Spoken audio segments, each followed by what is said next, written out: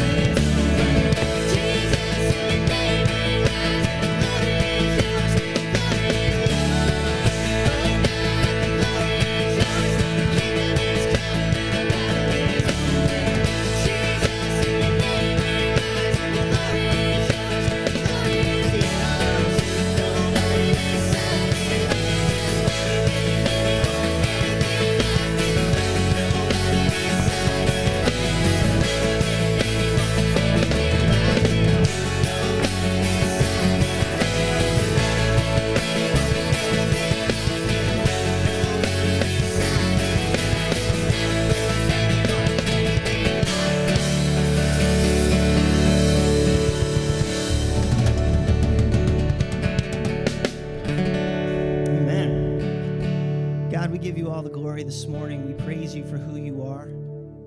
We praise you for your love. We thank you for your mercy and your grace in this moment. God, that you would love us, that you would have compassion on us. It doesn't make sense. We praise you as we continue in worship.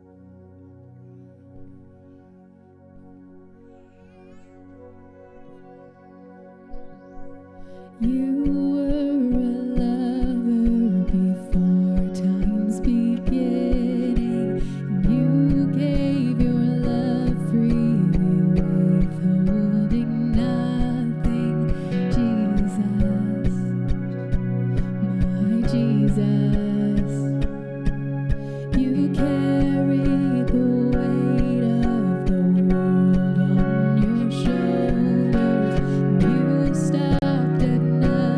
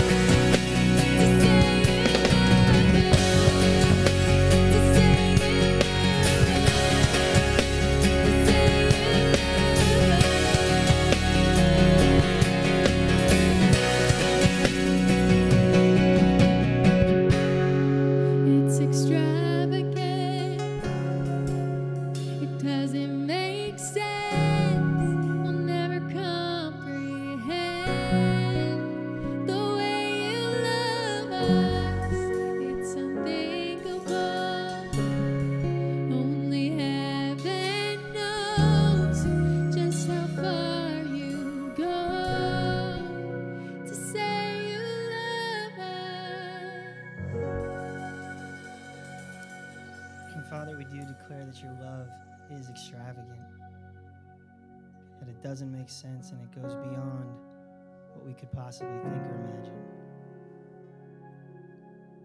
And in this moment, Father, as we just sang, we won't resist it. We just receive your love this morning. And we also receive your word. And God, we ask a blessing on Pastor Michael as he opens the message that you've given to him. That they would be his words, or that they would be your words through him.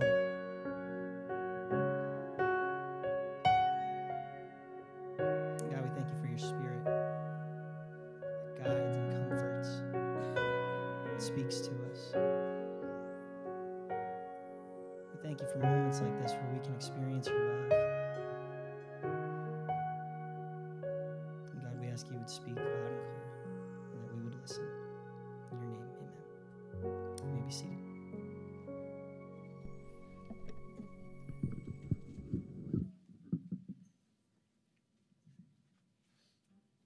Well, good morning, everybody.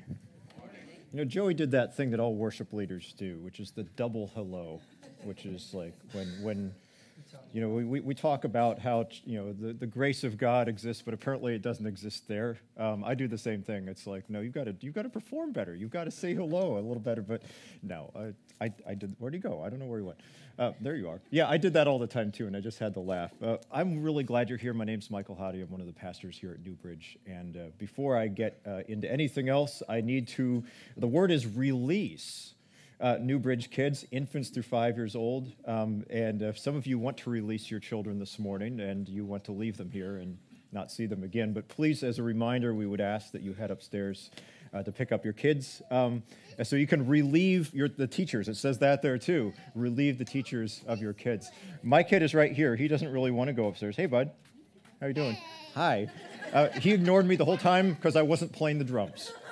And the drums are the only instrument that matters. But there goes my child. Next week, Newbridge Kids will be back to its full rotation, full schedule, and full age range, and everything else. If you are visiting today, if you woke up on New Year's Eve and you said, "Hey, you know, I'm going to go to church now to atone for some of the things that I'm going to do later," you're in the right place. We're glad you're here. We'd love to know that you came. There are some Connect cards on the ends of the rows. If you'd like to fill that out with any level of information you're comfortable with, we would love to do anything we can for you, pray for you, know a little more that you're just here. And we also have a free gift for you. Not that you need more chocolate in your life right now because you've just been through Christmas, but we have some gift bags back there that have the best mug ever. They have some chocolates and some more information about the church as well. And if you're a guest and you can qualify that as like, I haven't been in the doors and I just really want a mug and some more candy, you can go back to our welcome table back here in the corner and see the folks there, and they would love to gift you. And we're just glad you're here this morning, especially on this last day of 2017. Hey, some of you were involved, actually many of you were involved in our Young Lives Christmas project. It seems like so long ago. It was only a couple weeks ago with all the things that have happened with Christmas and the holidays. But some of you made baskets, some of you delivered baskets, some of you did both, many of you prayed, some of you gave, and we just want to thank you for that. That was a tremendous experience once again, and just some of the stories and the responses and the things like that from people who had never expected a group of people up the hill care about them. They care about their life. They care about their journey. That says a lot about who you are. You know, one of the things that I love about this church is we don't just do projects to do projects so we can feel good about ourselves. It's actually an expression of who we believe God has called us to be in the world and who God is. And what's great about that is someone, I can't even remember who it was, but was just saying, you know, you are always doing all these things. You know, for a church that's not a huge church, you're always doing those things. And I was thinking to myself, like, what else would we do? How else would we do that? Why else are we here? And so I just want to thank you for not just making this something special that we do, but something that is part of who we are and part of who you are. And it makes a difference. It really does. The thing I know about the work of God is we may say a thing, we may do a thing, we may not even see the results, we may see them years later. We have no idea what we're doing, the effect that it's going to have, but we're called to do it anyway. We're going to talk about that a little bit later. this morning. But I just want to thank you for that. And finally, we don't pass an offering plate here at Newbridge, but if you'd like to support Newbridge financially, we are extremely thankful for you. You are literally the reason that we're here. We try not to shake everyone down for money, but it does cost money to run this thing. And there's a giving box in the back by the door. You can also give online at our website at newbridgenj.com. And just a reminder, if you are looking for things to be in your 2017 giving, they have to be dated today. So just a quick reminder about that. Thank you for those of you who have really made this church possible. It is one of the most humbling things. I remember when we started this and we had no people, no money, and nothing, and here we are, and it's crazy what God has done. You know, we were over in the big chapel on Christmas Eve, and we did something completely different. Pastor Tim and I were joking about, you know, people came back expecting the organ and the choir, and they got this instead. It was going to be a little bit of a shock to them, but it's really cool to see the ways that we can bring people together and worship God and lift him up publicly in this place. And so we're thankful for what God is doing. Well, this is that last Sunday of the year, and you know, something that I know that people do, and if you're on social media or Facebook, you have friends who are already doing this, is they're reflecting on the year that has passed, and they're looking at the one that is to come. How many of you had a great 2017? Be honest, this was a good year for you. A few of you had a good year. You don't have to fake it. How many of you can't wait for this thing to be gone? It's like, see you. Yeah, I won't even say the rest of the sentence, but it's one of those years. You know what happens is we all have those times, and we all have those seasons in our lives, and so we come around to a day like this day, and we'll come around to a night like this night, and we'll look back, and some of us will look back fondly, some of us will look back with something other than fondness, and we'll look forward. You know, the thing that we talked about all through December here at Newbridge is the fact that hope has one foot anchored in a present reality, but it also has another foot in the idea that we haven't seen everything that there is to see yet, that things can change, that things can get better. And so that's what we do. Some of you make New Year's resolutions. Statistically speaking, I won't make you raise your hands or anything like that. There's like a 92% chance that you won't keep them. So some of you need to be free in the name of Jesus this morning and just receive that. But we always look back and we always look forward on a day like this. And you know, I'm fascinated as a person. I'm fascinated as I look at my own life. I'm fascinated as a pastor and someone who interacts with people about the fact that there's always a gap between the way that we intend to live our lives and the way our lives actually turn out. There's always a gap. It's an unavoidable gap. It's just a reality of life that we want to go a certain direction, and life, for whatever reason, we end up in a different place than we expected. There's always a gap. You know, I turned 40, and I'm in that year, and you know, and it's one of those things that when you get to the middle of your life, you're confronted with the fact that your life isn't probably what you expected it to be. In some ways, it's richer. In other ways, it looks nothing like you ever anticipated it to look.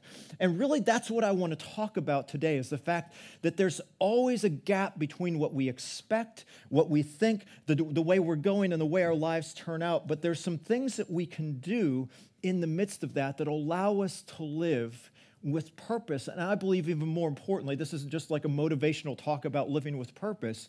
We actually can see how God works and how he intersects with how we live. Here's what's true about your life, and here's what's true about my life. There are some things that you cannot change. There are some circumstances. There's just the passage of time. There's some people. There's some financial realities. Maybe there's an illness. There's all sorts of things that we cannot change. There's things that were done to you in the past that have shaped your present. There's conversations you have. Maybe you are a victim of abuse. There's all sorts of things that you are carrying around in your life that are part of your story that you can't change, that if you could like push the rewind button, you would go back and you would change them now, and we all have those things. Every single one of us has things that we wish we could go back, we could do over, we could erase, we could edit, we could come up with a better version of, we could try again. You know, I wish, you know, at my age that I could go back to when I was 19 and tell myself a few things about how to think, how to live, and the habits that I rehearsed that have profoundly shaped the way that I see life now. I wish I could do that. So that's true for all of us. But there's something that happens in that, and that's that sometimes we get so overwhelmed by the stuff that we can't change that we neglect the things that we can. We get overwhelmed by the weight of the world, the circumstances that are out there. And this is something I think our connected culture does to us, is we see how big the problems are in the world, or we see how big the problems are in our lives, and we get so overwhelmed by that we just miss. We're literally exhausted before we ever get to the things that we can do something about. And here's a part of that I discovered in my own life this year. So this isn't like me talking to you. This is me talking to me and talking to us. Sometimes there's things that we can't change, but we park the things that we can change underneath the things that we can't change. Sometimes there's circumstances, there's things that have happened, but there's a part of it that you can do something about. There's a part of it that you can take from it and live into the future with, but we kind of just slide it underneath that big issue, and that is the way that is the reason that the way you are. That is the reason that you respond the way you do. It's all of those things, but there's something that we can take and we can actually move on from that place. You know, one of the questions I've been asking myself about every circumstance is, what percentage of this reality can I do something about really? What percentage? Maybe it's 1%, maybe it's 0.5%, maybe it's 10%. But what it does is it just says that nothing is all or nothing. Nothing is black or white. There's always the fact that there are things that we kind of park underneath the circumstances of our lives, the circumstances of our world, that we can actually do something about. You know, something may have happened to you in your past, but you are now living in the present. And your past has shaped you, but it does not define you. The things that have happened in your past shape you, but they do not define you. And so there's a part of taking responsibility, and I've had to do this personally, and I think we all have to do this, that is true. So this isn't about trying to assign blame. This isn't trying to say, well, 10% is their fault, 90% is my fault. It's not about that. It's literally about not letting your life live you, but living the life that you've been given. Here's the other thing I know that's true, and all of you know this is true because this is the holiday, is you have the best intentions. I have the best intentions. There are very few people who wake up in the morning and say, I want a horrible life. I want to be a horrible person. I want to be miserable. And nobody says that. We have the intention to go in a different direction. But what happens is our lives don't move according to our intentions. My wife has been off of work this past week. And when Grace Hottie is bored, Grace Hottie cooks. And it is the greatest gift in the entire world. Some of you have had her cooking. She's a wonderful, wonderful cook. So when she's home and she's bored, she's going to cook. And, I've been really, really disciplined this fall. I've lost some weight. I've stopped eating carbs. That's all out the window this week. You just need to know that. And so I had the best intentions, and you did too. You went into that holiday party and you said, I'm going to have one thing. And you had like 10. Come on, it's true. I did it too.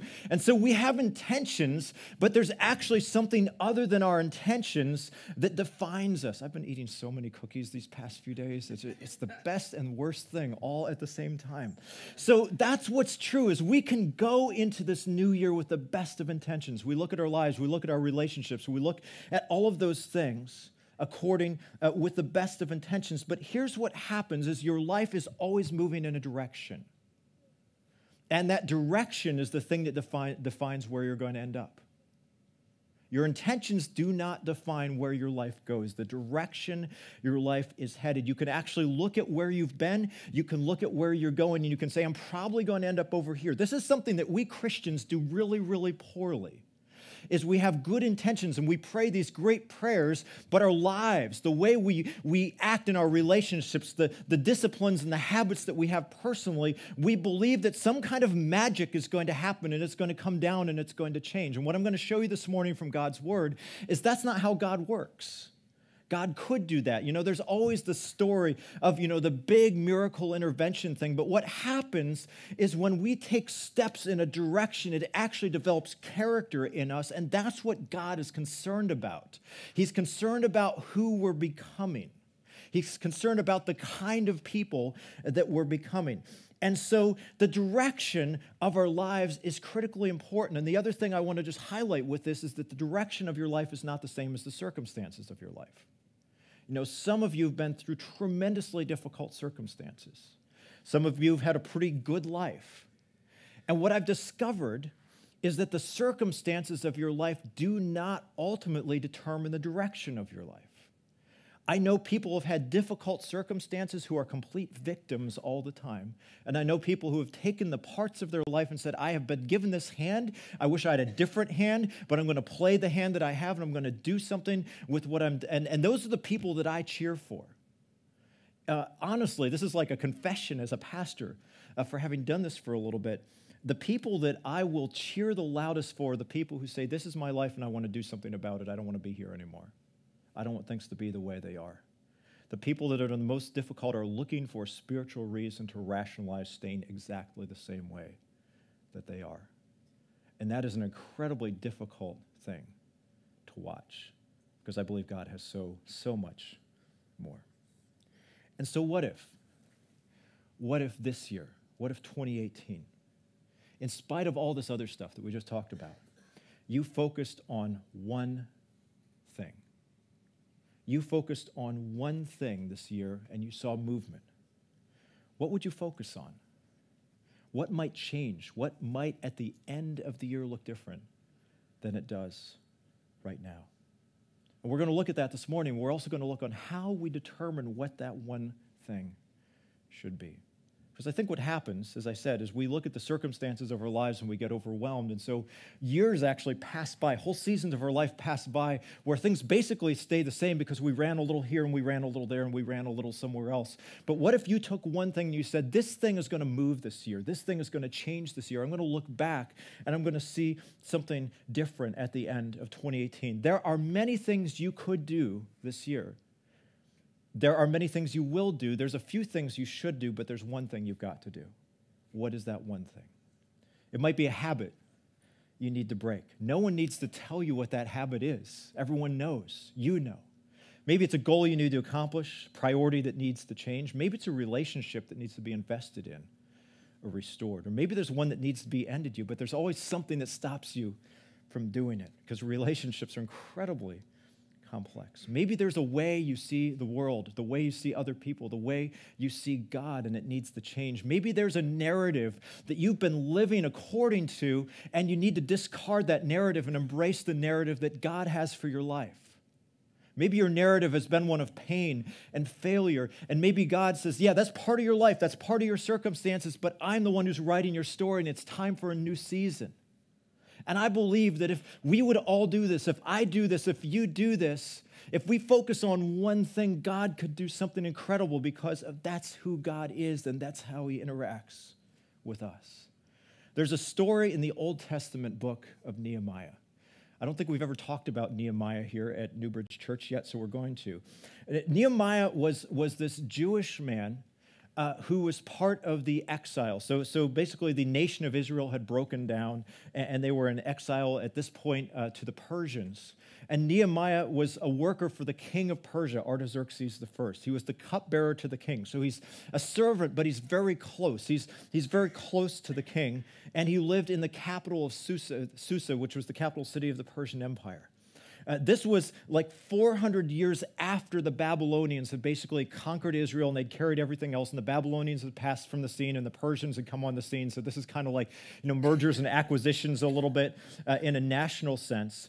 And what Nehemiah does, and this is a great story, is he starts to be burdened for his people. He starts to be burdened, especially for the city, which was Jerusalem, which was the capital city of Israel at that time. And capital cities are important for us, but at this point, the state of the capital actually was a reflection of the state of the nation. It was a reflection of the state of the people. So it has tremendous emotional significance as well for the Jewish people.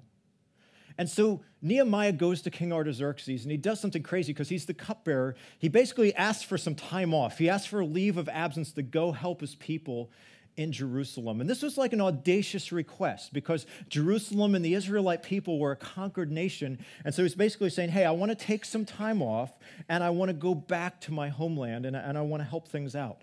But Artaxerxes, the king, does this crazy thing. He makes Nehemiah the governor over Jerusalem. So imagine you're going to help out your family who lives in another city, and you go to your boss and your boss says, why don't you go become the mayor while you're at it?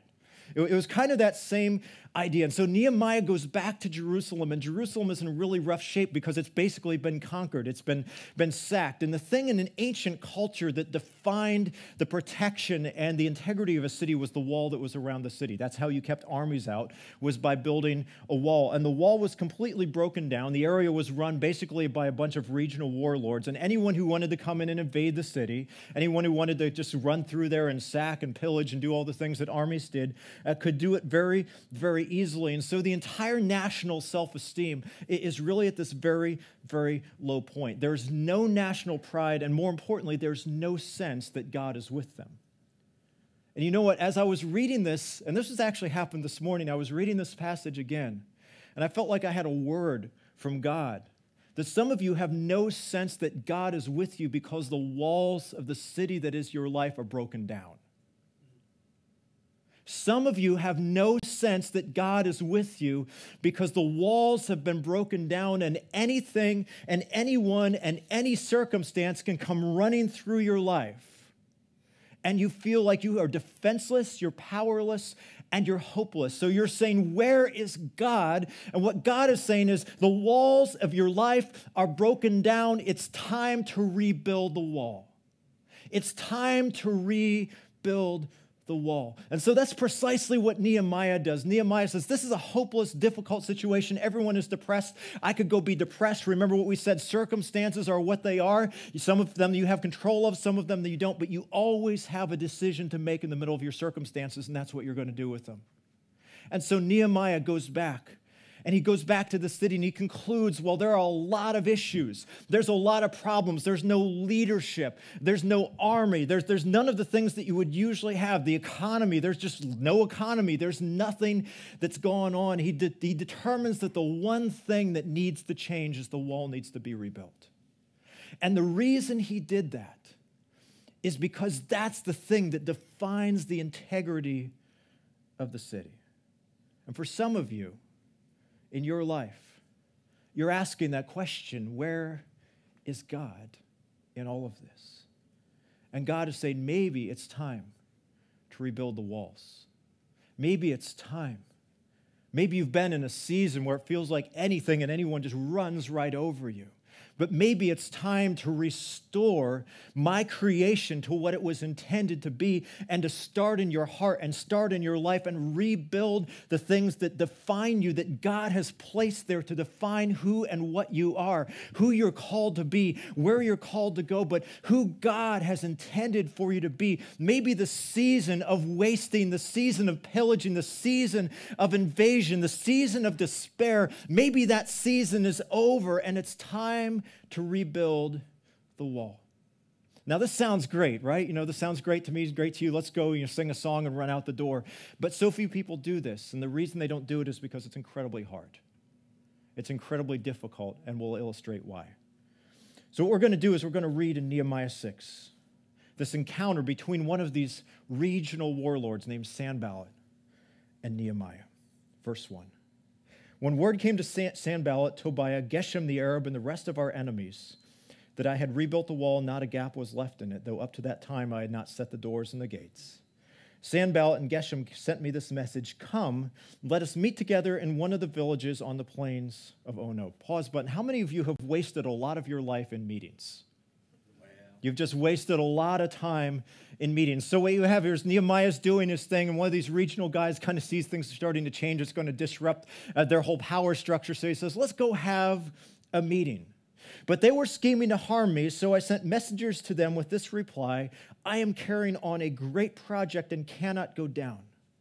Why should the work stop while I leave and go down to you? 4 times they sent me the same message, and each time I gave them the same answer. Then, the 5th time, Sanballat sent his aide to me with the same message, and in his hand was an unsealed letter. And the reason it's unsealed is so everyone can read it, by the way, in which it was written, it is reported among the nations, and Geshem says that it is true, that you and the Jews are plotting to revolt, and therefore you are building the wall. Moreover, according to these reports, you are about to become their king and have even appointed prophets to make this proclamation about you in Jerusalem. There is a king in Judah.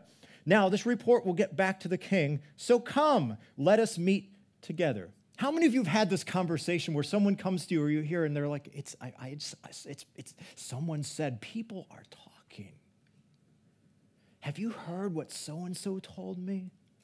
let me help you. Those never lead anywhere good. Those never lead anywhere good. Some of you do that and you need to stop.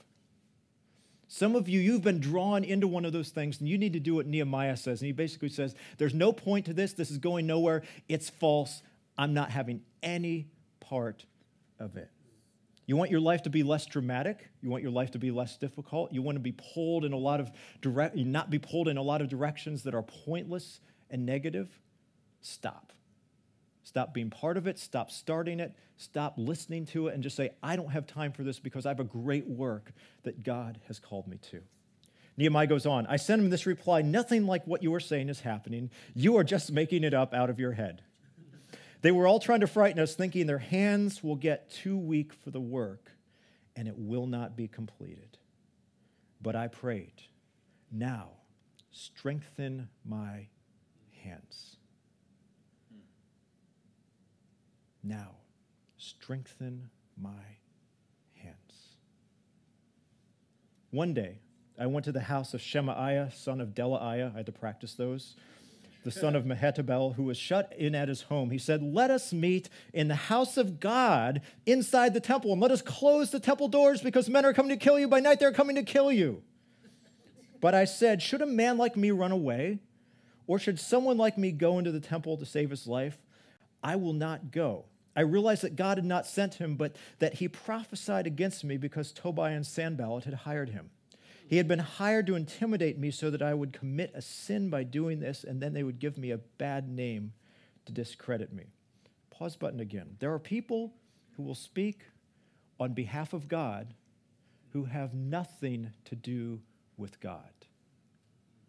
There are people who will speak on behalf of God.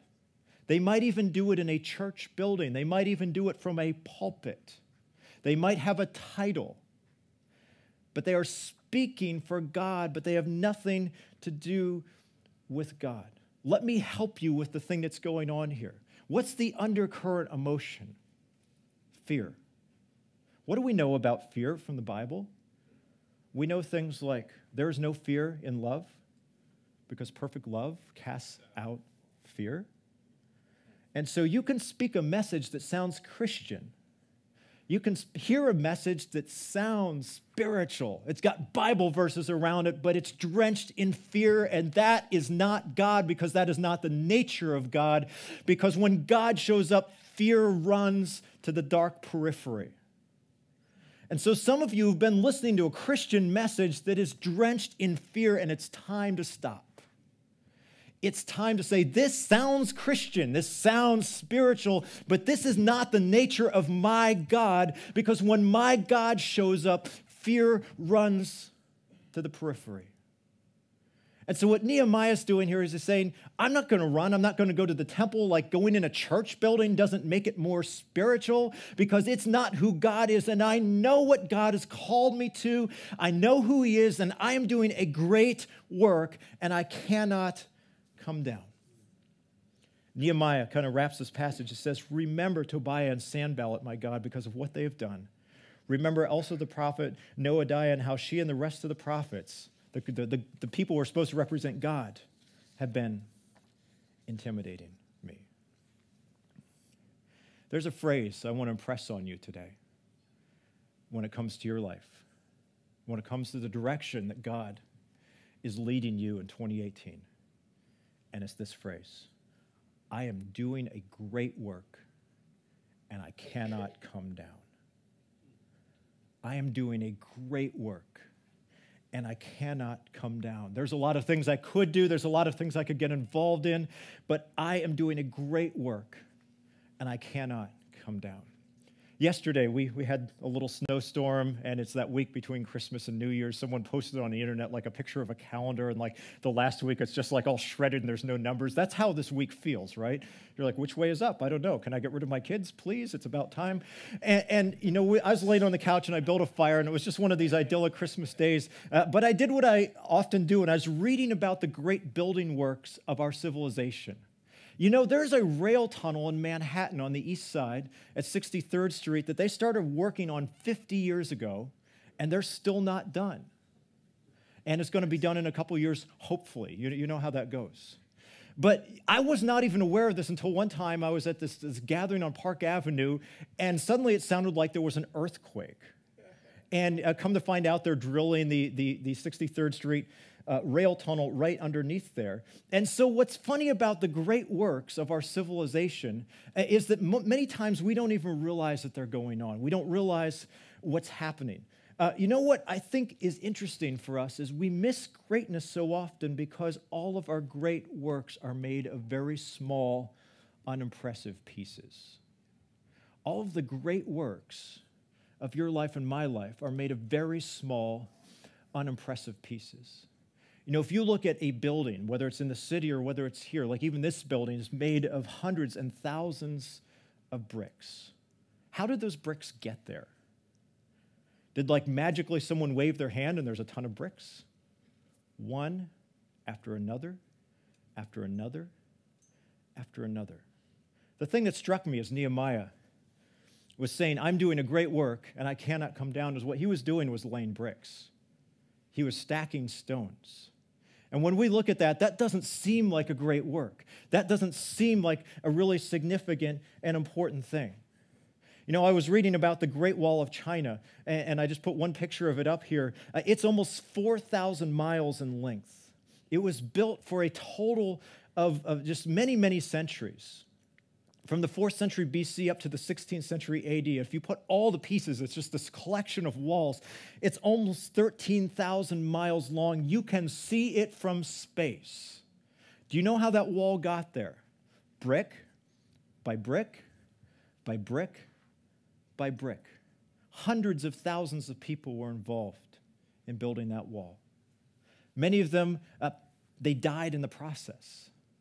We will never know their names, but we still see the wall that they built. And you can see it from space, brick by brick by brick. The reason I think we miss the great works so often that God has called us to is because these great works are brick by brick by brick. We think a great work is this moment where everything comes together and the music swells and it's just this huge thing. But what it really is brick by brick by brick. What is your great work? What is the one thing that God is calling you to? What's the wall that he wants you to complete? You know, you're going to do many things this year, but there's one thing that if you do it, it will define you. It will define those of you that you influence, and more than anything else, it'll change the course of your life. Here's the truth that I think is sobering for all of us. There's already some work that's defining you, and it's defining me. There's already something that is the story that you're writing. The people around you see it. The people closest to you see it. It's going on. It's leaving a trail behind you, and one day people will be able to see it from a great, great distance away. You may not like the bricks that you've been given. We had our bathroom remodeled the past, it was supposed to be a week and a half. It was like 3 weeks. It's a long, sorry story. I'll be happy to share it with you. I probably have shared it with most of you. It's like therapy. You can bill my insurance company. You may not like the bricks that you've been given. I picked out this tile, and the guy really didn't like the tile, and he installed it all backwards. So we had to have it ripped out, and we had to have it put back. You wish they were a different shape, they're a different color. You wish the things that you had in your life were different than they are. You wish they weren't as heavy. You wish they weren't as rough. You wish the project was easier, that it was shorter. But the question isn't any of those things. The question is, what are you building out of the bricks that you've been given? We don't always get to choose our bricks, but we totally get to choose what we build out of them. Now, I think we can look at Nehemiah, and we can see the marks of a great work. The first thing that we see is it's incredibly slow. There's lots of really, really insignificant steps. Here's a key thing. All of God's great works look like this. You can, if you want to go back through the Bible, you think about Joshua and the Battle of Jericho. A great work sounds like we're going to charge the city. We're going to take the city. What does God tell Joshua to do? To march around it a whole bunch of times. There was this guy I was thinking about this morning. His name his name was Naaman, and he was interacting with this prophet named Elisha, and he had leprosy. He had this incurable skin disease, and he goes to this prophet, and he expects like the music is going to swell, and Elisha's going to wave his hand, and zap, it's going to be gone. Elisha doesn't even come out to see him. He says, go wash in the Jordan River a whole bunch of times, and Naaman's really ticked off because it doesn't seem like a great work. When you're obedient to God, he always calls you to build walls brick by brick by brick by brick. And the challenge is that we always, in the midst of that, have a lot of reasons to come off the wall and go do something else. We have reasons from within. You want to quit. You want to move on. There's other things that seem like they're super important, like this meeting that Sanballat wants to have. He's like, oh my gosh, it's so important. Here's something that we all need to do is we all need to learn to distinguish between the urgent and the important because they're different things so often. But what we know about a great work is it will outlive you, it will outlast you, and it will have influence beyond your life. Great works, you are critical to their completion, but they are ultimately not about you. You're critical, you have to show up, but at the end of the day, it's not about you. You know, one of the things that the Bible teaches us and shows us is that God is actually like a builder, an architect. The Apostle Paul in the book of 1 Corinthians, he's talking to this early church. He says, don't you know that you're God's temple? You're God's building. God is the one who is completing the project. He's calling you to lay the next chase of bricks. He's calling you to stay on the job. He's calling you to realize that even though it looks like you're just stacking bricks and mortar, that you are doing a great work and you cannot come down. And what we all want to do when you make your New Year's resolutions, if you make them, is you want to go live in the city of promise. You want to live in the end result. But God says there's a process between here and there. And you need to build the wall first. And it's long and it's slow, but it's a great, great work.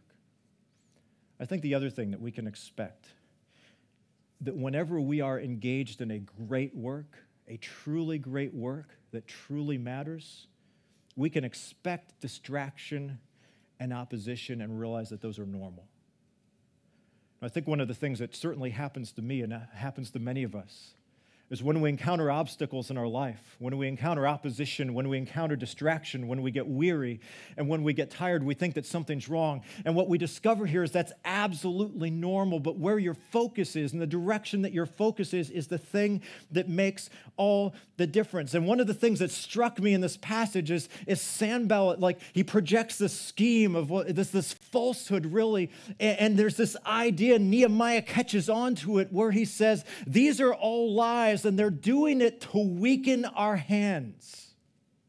The lies weaken your hands. They weaken your resolve. And so when you're faced with those things, when you're faced with opposition, when you're faced with the things that aren't true, when there's those voices in your head that are telling you things about yourself that are not what God is saying, it is so tempting to listen to them. It is so tempting to give in to fear. It is so tempting to give in to despair, to cynicism. And what Nehemiah is saying, and I believe what God is saying to us, is those are the things that weaken our resolve. They weaken our hands.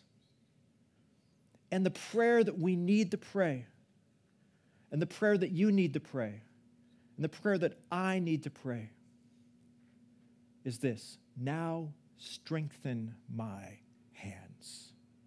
You are tempted to believe some lies this morning.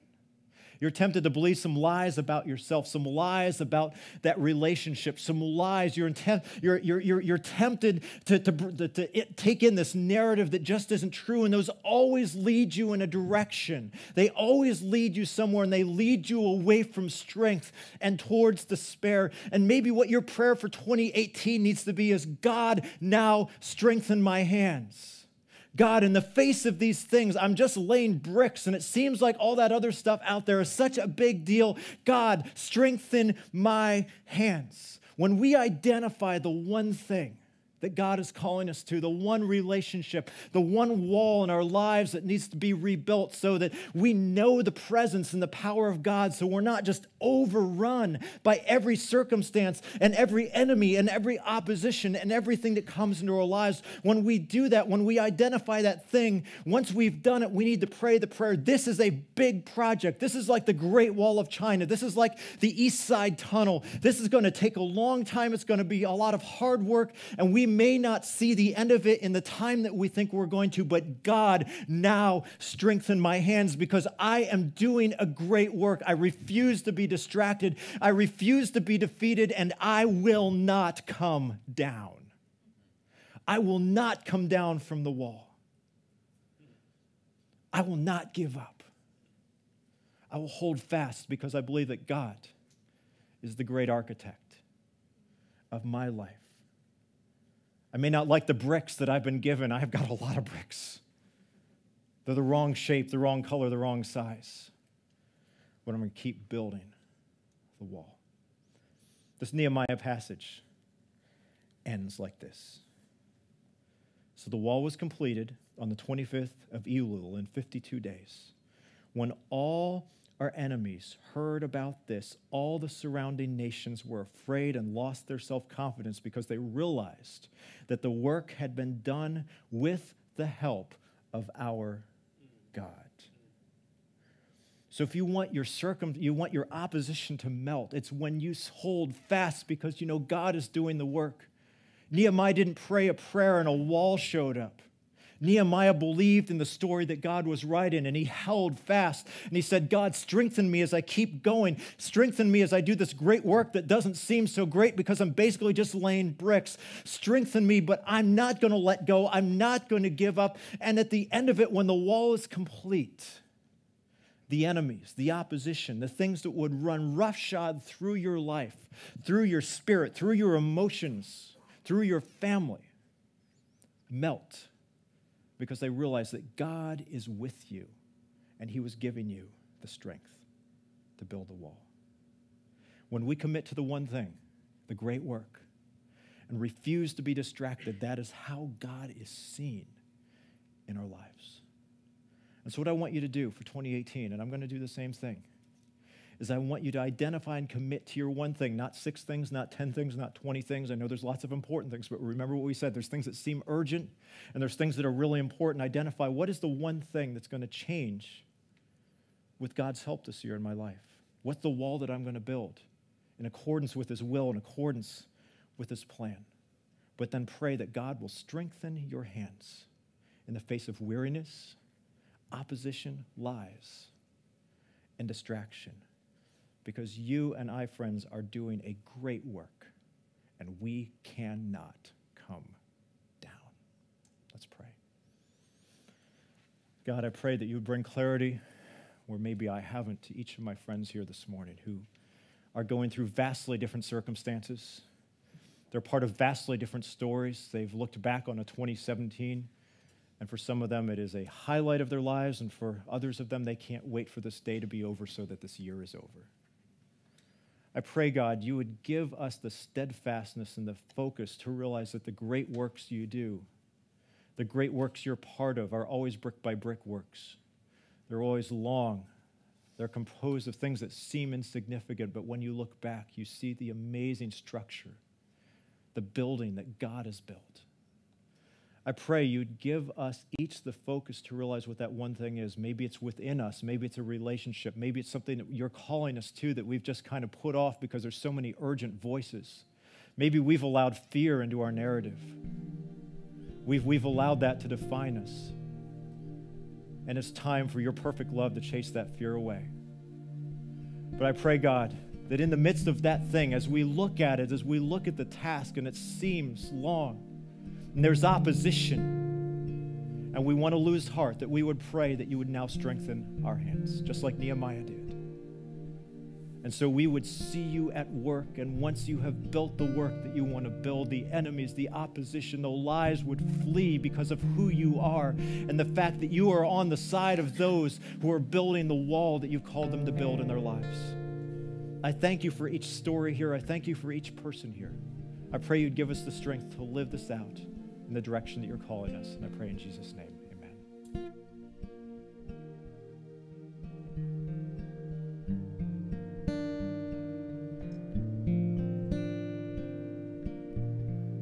Would you stand as we close in worship?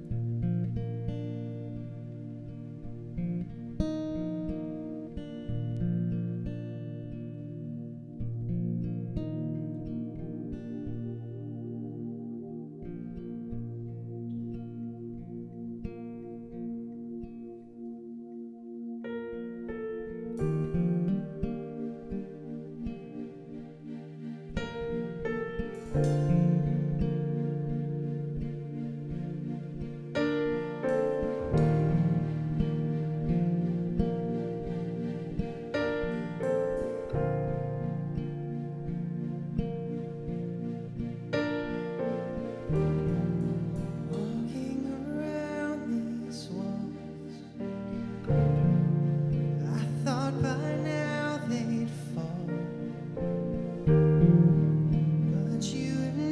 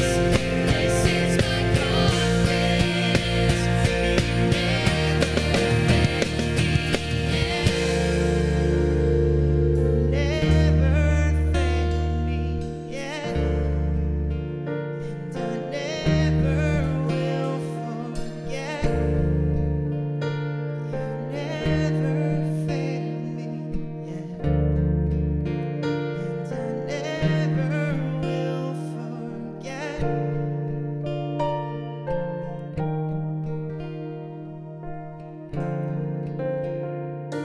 Father, your faithfulness is forever.